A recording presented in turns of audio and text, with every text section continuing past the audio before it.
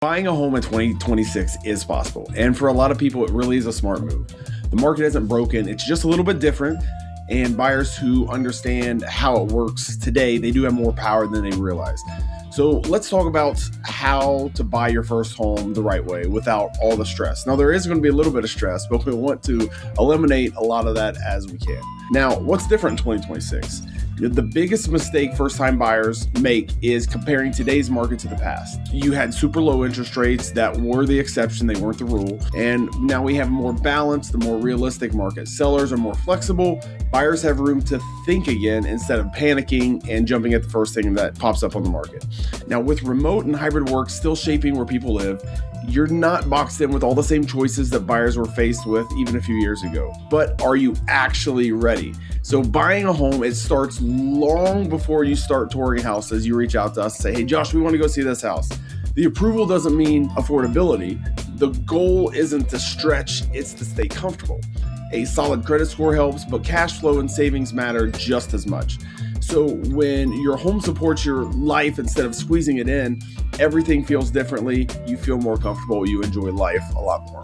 Determining the real cost of owning a home. It's not just the payments. It's not just the mortgage, right? So the mortgage is one piece of the puzzle. You have things that are like taxes, insurance, utilities, maintenance, the things that no one gets excited about, but everyone has to plan for. Because the good news is this is scary when it's unexpected, but when you expect it, you can plan for it.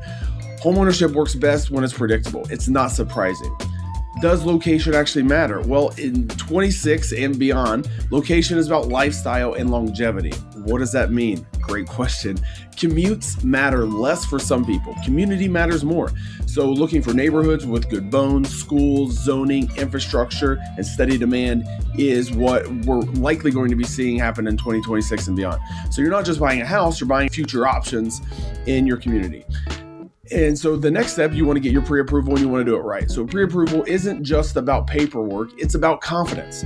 So when it's done correctly, it strengthens your offer and it simplifies every step that follows. So taking time to understand your loan options now, it can help save you stress and money down the road. So clarity beats speed every single time. So what does that mean? Enjoying house hunting without being super overwhelmed. It is going to be a little bit overwhelming, but we want to limit that as much as we can. So you're allowed to like a house, but you know what? You're also allowed to walk away.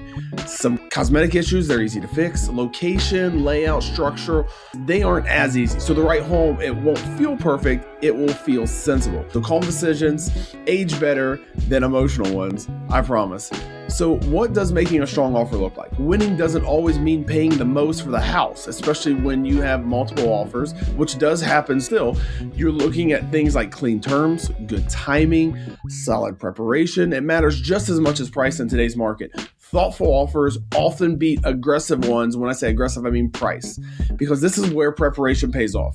Next, we have inspections and then the long wait. So this is the quiet middle. It is normal to feel anxious here. Inspections are about understanding the home, not nitpicking it, because appraisals are a part of the process, not judgment. But most deals wobble before they close. It feels a little bit rocky, but staying calm keeps deals alive. And then closing in the first 90 days after closing is really important too. So closing day, it feels like the big win, and it should, right? Because after that, you have to focus on all the basics. You have to learn about the house, handle small repairs early, settle in before changing everything. Confidence grows fast once the house starts to feel like home, I promise. So my final thought, why does all this stuff matter? Because buying a home or buying even your first home in 2026 isn't about perfect timing. It's about preparation, it's about patience, and choosing something that fits your life now and still makes sense later. So when it's done right, the home isn't a gamble, it is a foundation. I'm Josh Cooper with the More Ohio team here in Central Ohio with RE/MAX Realty.